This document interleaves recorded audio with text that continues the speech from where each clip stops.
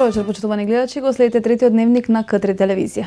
Кумановските пожарникари утрово 2 часа го гаснеа пожарот на трошна куќа на Кумановец, жител на населбата Стари Лозја. Пламените јазици и речиси целосно го уништија скромниот дом на Цане Спасовски, кој апелира за помош. Специфичен звук и мирис на запалено дрво го разбудил утрово 50-годишниот Цане Спасовски, собственик на трошна куќа, која утрово речиси целосно е уништена од пожарот кој избувнал кај овој корисник на социјална парична помош. Пожарникарите речиси 2 часа го гаселе пожарот која зафатил кровната конструкција на скромната куќа. Според командирот на територијалната противпожарна единица, Дејан Илиевски, пожарот бил пријавен во 7:40, а целосно бил изгаснат пред 10 часот. Утрина ме разбудиме пуцање. Ја викам што е, не знаеше што е. Кад искочи надвор на горе, кровни горе на куќичко и тој, не знам што се запали како. Да не горевте нешто вие, да не ви беше вклучено нешто? Па немаше нешто, немаше ништо вклучено од спање. Цаневски денеска апелираше до надлежните институции, локалната власт и добронамерните граѓани и компаниите да му помогнат во изградба на кровот на трошната куќа во која со години живее овој кумановец. Апелирам ако може некој да сака да ми помогне. Некој ми помогне живот, социјална помоќ. Немам никакви примања, други работа немам. Кумановскиот Црвен крст на Спасовски му донираше хуманитарна помош, кебиња облека, храна и душек. Инаку според статистиката на територијалната противпожарна единица Куманово, ова е втор пожар во текот на месецот на индивидуална куќа во урбана средина. Вчера на улицата Крсте Мисирков во куќа на 64 годишниот БЕ избувнал пожар. Според податоците од полицијата, пламените јазици избувнале поради неисправна инсталација. Во април пожарникарите интервенирале 6 пати, во март 3 пати, во февруари 11 пати, а во јануари пожарникарите интервенирале на пожари во куќи, станови, трговски објекти дури 16 пати. Заврши активностите за асфалтирање на улицата Илинденска во Крива Паланка. Извршена е замена на оштетените асфалтни површини и вградени се над 700 метри квадрати нов асфалт.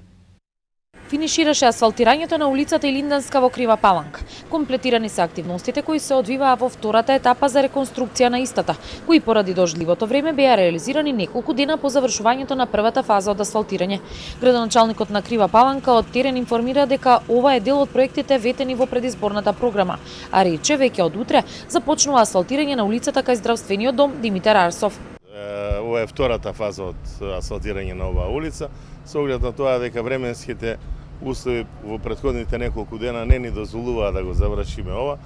Мислам дека еве денеска ја завршуваме ова улица, ја завршуваме со асфалтирање на овие делови и продолжуваме со останатите зацртани работи, потоа одиме кај асфалтирање кај здравствениот дом во Крива Паланка и уште неколку градски улици, приградски, крпење на ударни дупки, така да во рамките на оваа програма го завршуваме она што го ветивме на граѓаните, јас како градоначалник и како општина го исполнуваме. Јас и понатаму ќе се насочам кон исполнување на ветеното на граѓаните, а не кон некои оговарање, поговарање и малограѓанштини.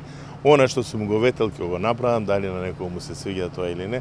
Сметам дека се ови убави работи за граѓаните и сметам дека со ова го исполнувам мојата програма која ја ветив. Улицата Илинденска беше асфалтирана со средства преостанати од годишната програма за изградба, реконструкција и тековно одржување на локална патна инфраструктура на општина Крива Паланка за минатата година. А според Алексовски во предстојниот период ќе се изврши реконструкција и санација на останати приоритетни локални градски улици.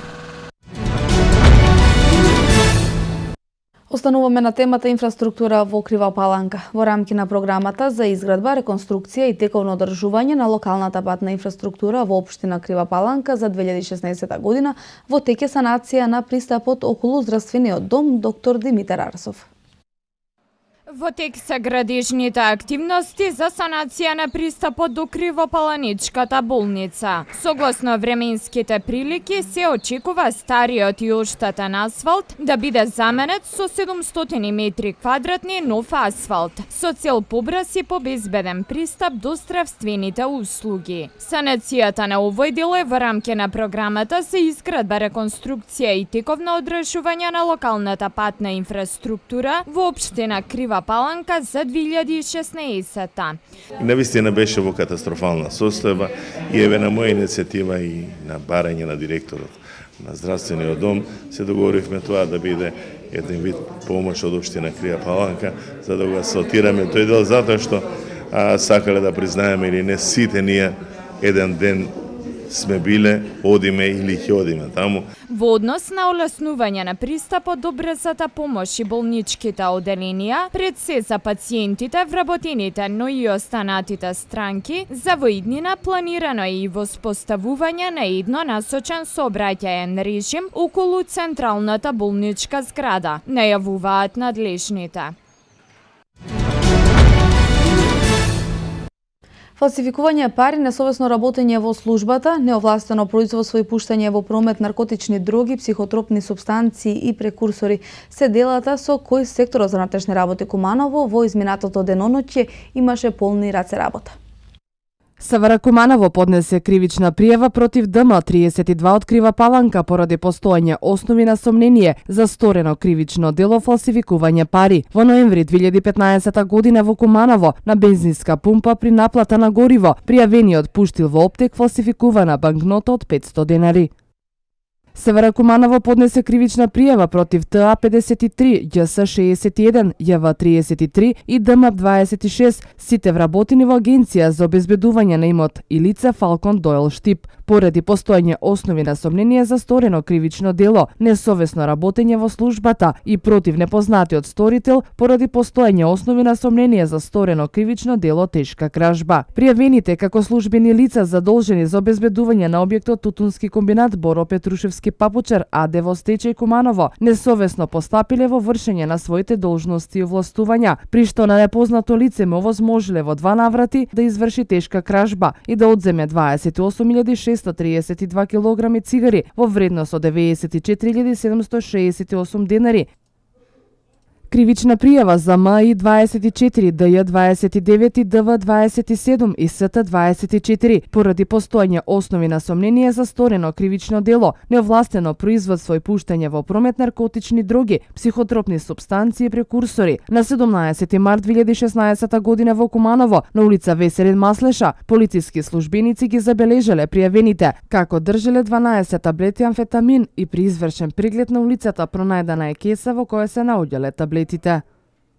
СВР Куманово поднесе кривична пријава против АС 45 од Куманово поради постоење основи на сомнение за сторено кривично дело, неовластено производство и пуштање во промет наркотични дроги, психотропни супстанции и прекурсори. На 10 март 2016 година во Куманово на улица Октомвриска револуција од страна на полициски службеници извршен е преглед во патничко возило Мерцедес, во кој бил пријавениот при што кај истиот е пронајдена паковка со 0,44 грама наркотична дрога марихуана. Денешното судско рочиште за обвинетите од Диво населје е одложено поради немање судска сала, истото да се одржи. Инаку денеска на обвинителна клупа требаше да седнат и ново обвинети и судскиот процес да започне повторно од почеток. Одложено е денешното рочиште за судскиот процес Диво населје за 19 мај. Причина за одложувањето е судската сала, бидејќи требаше да бидат донесени ново обвинети кои беа дел од друг предмет, пишува Телма. Обвинителството реши да ги спои во еден предмет, а се работи за група жители на населбата кои се обвинети за помагање на обвинетите за тероризам. Бидејќи се спојуваат 2 предмета, судскиот процес и покрај тоа што е стигна до половина мора да почне од почеток.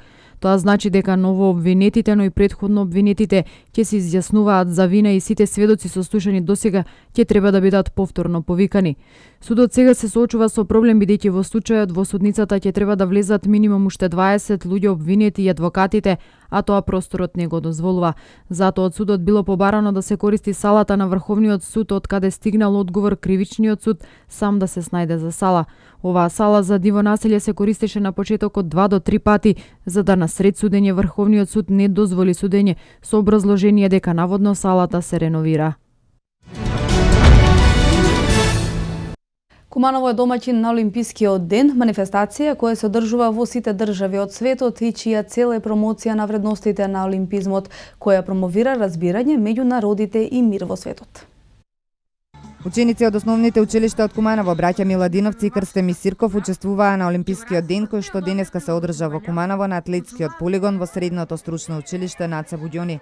Манифестацијата ја организира Македонскиот олимписки комитет, а домаќин е Куманово и учествуваа ученици кои играа мал фудбал, ракомет и трчаа на атлетската стаза на 200 метри.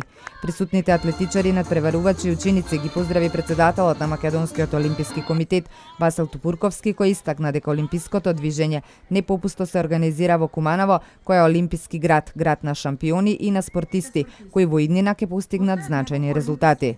Нам ни е чест што сме во Куманово, бидејќи е извонреден спортски град, град олимписки, град на олимписки шампиони, а исто така и град што многу вложува во младите и во спортот. Организирајќи го Олимпискиот ден, овој град е денеска дел од целокупното светско олимписко семејство кој што на широм светот организира вакви манифестации и вакви денови. Им се радуваме на младите спортисти, им сакаме голема перспектива, видовме прекрасни млади уметници, едноставно уживаме денеска во Куманово. Градоначалникот на Куманово рече дека градот постојано вложува во изградба, реконструкција на спортски терени и игралишта. Куманово потсети е град кој даде тројца олимписки шампиони. Куманово е денеска домаќин на промоција ден Олимписки ден. Значи, ние спизвани како град кој е домаќин на ова движење олимписко. Додаде дека е чест што Куманово е домаќин на значајни спортски манифестации, како неодамна одржаната гимназијада и денешниот Олимписки ден. Секторот за превенција при СВР Куманово заедно во соработка со Општинскиот сектор за сообраќај на безбедност на патиштата во основното училиште Толи Зордомис организира регионален надпревар за основците и средните училишта од североисточниот регион. Основците се надпреваруваа низ игрите на детски семафор, додека учениците од средните училишта полагаат тестови за сообраќајна култура. Неколку години наназад Одсекот за превенција при секторот за внатрешни работи Куманово спроведува регионални надпревари за основните и средните училишта од североистокот. На овогодинешниот собир учества зедоа 7 основни и 5 средни училишта од Куманово, Липково, Старо Нагоричане, Кратово и Крива Паланка. Најдобрите екипи од регионалниот надпревар ќе заминат на републичкиот надпревар кој ќе се одржи на 21 овој месец во Скопје. Ова регионален надпревар, како и секоја година, има своја цел, односно запознавање на младите, на младата популација, поготово овие најмладите возачи со правила и прописи во сообраќајот, како и спроведување на сообраќајната култура на младите во сообраќајот. Овдека се спроведува такмичење во основните училишта и средни училишта.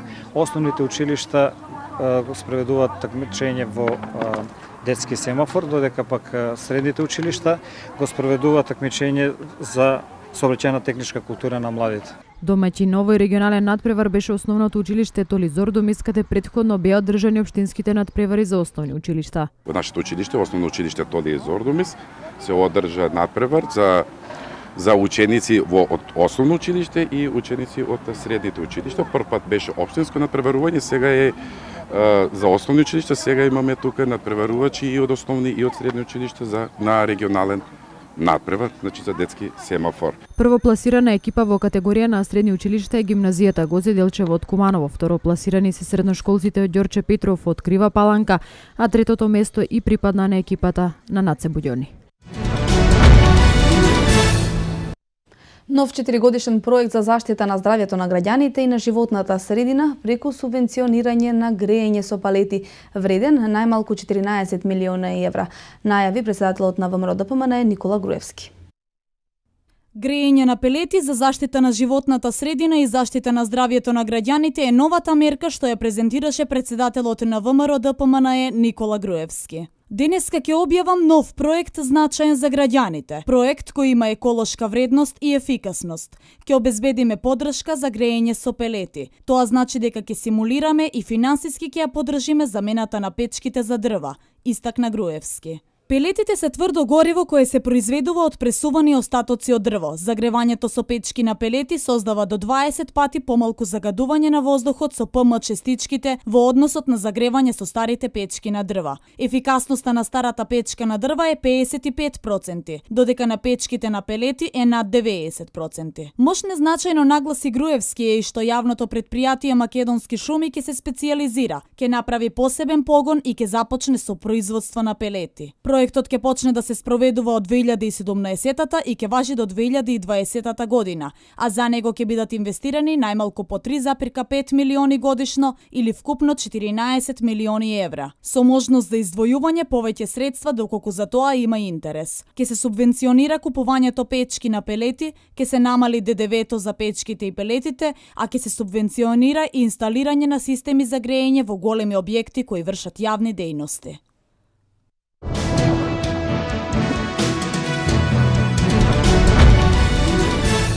Тензии во грчките кампови за бегалци и мигранти. Во 2015 година над 40 милиони лица раселени од домовите поради војни. Ова се вестите од светот за денеска. Атмосферата во камповите за бегалци и мигранти во Грција станува се позатегната поради насилните инциденти на етничка основа меѓу мигрантите кои што стануваат секојдневие. Како што јави претходно МИА, полицијата вчера употреби солзавет за да ги смири судирите помеѓу пакистанците и афганистанците во Идомени, кои фрлале камења врз објекти меѓу себе.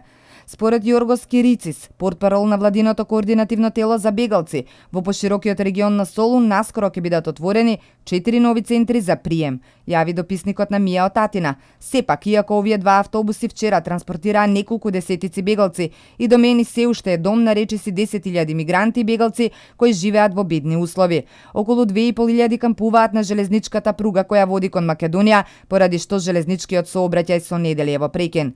Во кампот Еленико во Атина, во кој се сместени околу 3.500 баратели на азил, стотици мигранти, главно афганистанци, вчера одбиле да јадат во знак на протест против квалитетот на храната и поради тоа што се убедени дека сириските бегалци добиваат повластен третман на нивна сметка. Според последните официјални податоци во Грција се уште се заглавени 54.347 мигранти. Рекордни 40 милиони лица во светот се протерани од своите домови поради војни во 2015 година, од кои повеќе од половина од Сирија, Јемен и Ирак, се наведува во денеска објавениот извештај на Центарот за наблюдување на внатрешно раселените лица. Во 2015 имало 8,6 милиони нови внатрешно раселени лица како резултат на вооружени конфликти, од кои 4,8 милиони на Блискиот Исток и во Северна Африка, така што вкупниот број на внатрешни мигранти во светски рамки достигна 40,8 милиони. Во извештајот се додава дека оваа тенденција се забрзала и по избувнување на арапската пролет кон крајот на 2010-та и појава на групацијата Исламска држава, и се додава дека бројот на внатрешно раселени лица 4-та година поред бележи рекорд. Германија за прв пат по обединувањето во 1990-та го зголемува бројот војници, со што го завршува 25 годишното постојано намалување на незините сили по студената војна. Во наредните 7 години според германската влада војската треба да се зголеми за 14.300 припадници. Образложено е дека овој потек е со оглед на сегашната ситуација поради порастот на тензии со Русија, како и поради бројни мисии на германската војска во странство. Германија соопшти дека е подготвена да учествува во јакнење на источното крило на НАТО на границата со Русија.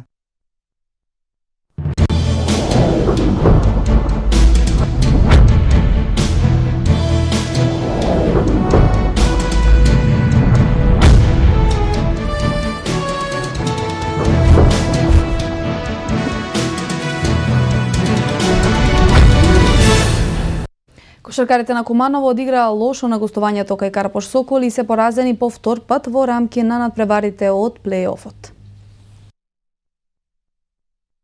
Кошаркарите на Куманово вчера одигра еден од најлошите надпревари сезонава, што ги чинеше втор пораз во полуфиналната плейоф серија со Карпош Соколи, во кој репрезентативецот Костовски беше самокритичен и вината ја побара во сопствените редови. Одбраната потврли, а шутерите се разбудија во самиот финиш на надпреварот. Агресивната игра во последната четвртина сепак не беше доволна за Куманово да направи резултатски пресврт, зашто зборува и сосема заслужената победа на Карпош Соколи за ново водство во полуфиналната серија од 2-1. Доколку кошаркарите од редовите на актуелниот вице-шампион сакаат реприза на минатогодишниот пласман, во финалето ќе мора да направат неколку измени во играта, нешто за што е свесен и капитенот на синобелиот состав. Следниот дуел од серијата е в петок во Куманово. МЗТ Скопје Аеродром веќе е во големото финале по чистите 3-0 во пресметките со Фени Индустри, поради што ќе биде далеку поодморен во решавачкиот дуел за титулата, без разлика кој ќе му биде противник.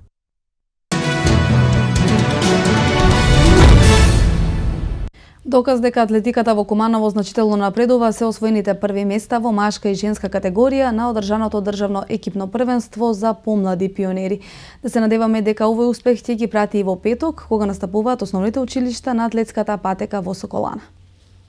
На одржаното државно екипно првенство за помлади пионери, атлетичарите од Куманово ги освоија првите места во машка, женска и севкупна категорија, со дисциплини од 100, 300 и 800 метри за машки и 600 метри за женски, скок во височина и фрлање ѓуле. Филип Колевски задоволен од постигнатиот успех, убеден е дека ваквите успеси ќе ги пратат и понатаму. Се добија трите титули, трите први места од најмладите нели атлетичари, они од кои се очекува да бидат потенцијал и идни звезди, нели и потоа идни репрезентативци како овие до сега што ги имаме, значи да го продолжат тој успех и тоа дава надеж дека за неколку години дека пак имаме некои репрезентативци, значи пак ќе има рекордери на Македонија и дека нема нели да биде случајно успех или да заврши само со така една-две генерации. Овој петок на атлетската патека во Соколана ќе се одржи државен надпревар за основните училишта. Очекуваме и овој надпревар да помине со освоен златен медал. Значи основните училишта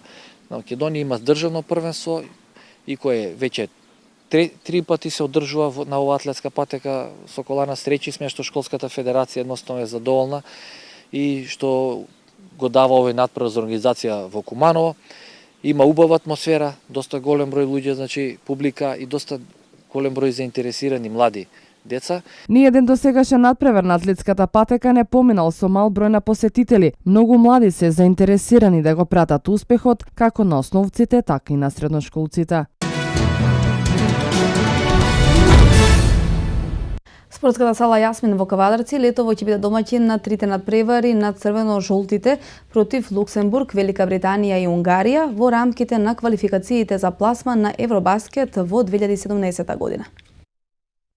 Македонската кошаркарска репрезентација предстојните квалификацијски надпревари за пласман на Евробаскет 2017 како домаќин нема да ги игра во Скопје, туку во салата Јасмин во Кавадарци.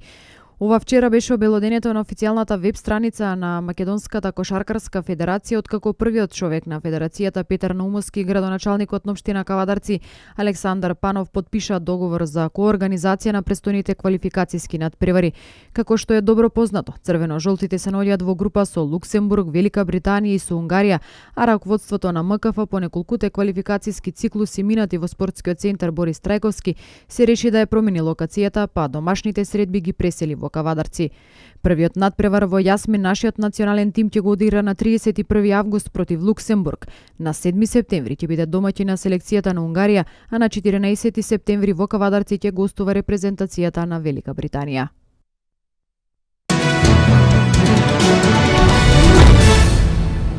Перо Антич со екипата на Фенербахче отпатува за Берлин, каде од петок до недела ќе атакува на нова европска круна. Турскиот гигант е дел од Final Four турнирот во Евролигата, на кој Антич ќе се обиде да стигне до третата титула, европски првак по двата трофеи освоени во дресот на Олимпијакос.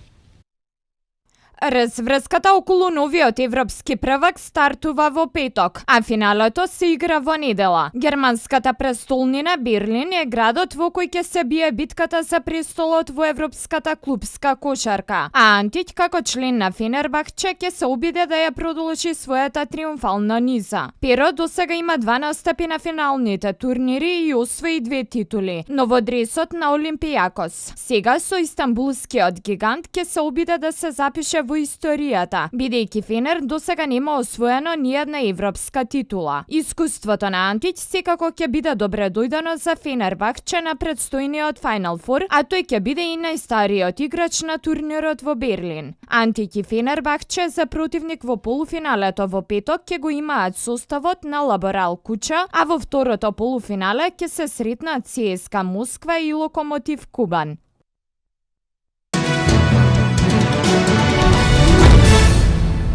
Советот на ФИФА на своето заседание во Мексико му даде зелено светло на Конгресот за прием на Косово и на Гибралтар за полноправни членови на организацијата. Конгресот на ФИФА ќе се одржи на 13 мај.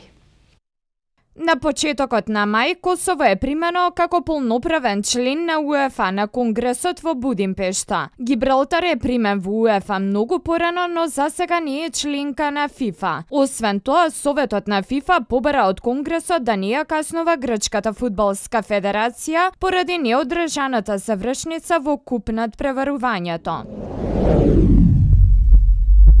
Англискиот судија Марк Клатенбург ќе го суди финалниот надпревар од Лигата на шампионите кој на 28 мај ќе се одигра на Сан Сиро. УЕФА одлучи англискиот судија да ја дели правдата на мадридскиот дуел во финалето на Лигата на шампиони помеѓу Реал Мадрид и Атлетико. Одредени и судијата за финалниот надпревар од Лига Европа. Довербата му е доделена на шведскиот арбитар Јонас Ериксон. Финалето од Лига Европа се игра на 18 мај во Базел помеѓу Ливерпул и Севилја. Роналдо е главен приоритет на староновиот француски шампион, кој долго време беше во преговори со агентот на португалецот Жорге Мендеш. ПСЖ има вербален договор со Кристијано Роналдо, дека ќе биде првата опција каде што тој би ја продолжил својата кариера, доколку звездата на Реал Мадрид одлучи да го напушти Сантијаго Бернабеу. Сепак навивачите на кралскиот клуб може да бидат спокојни, имајќи во предвид дека актуелниот договор на Роналдо со клубот е со важност од 2018-та, а неодамна тренерот на екипата французинот Зинедин Зидан изјави дека ќе му биде понуден нов договор на најдобриот фудбалер кој ќе биде со важност од 2021 година.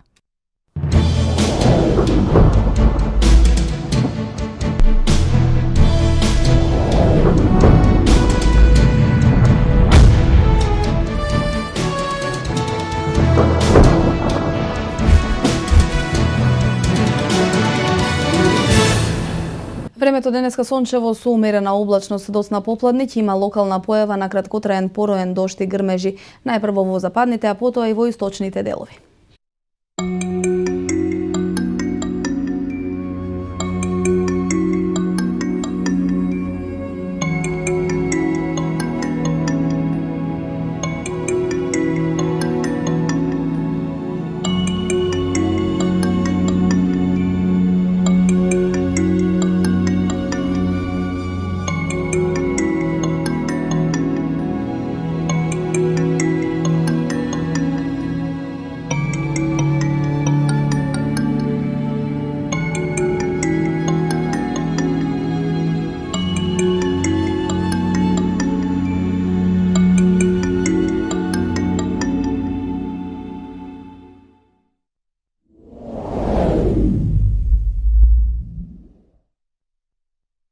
Овде е крајот на ова издание на Дневникот. Последниот е во 20 часот. До тогаш пријатно попладне.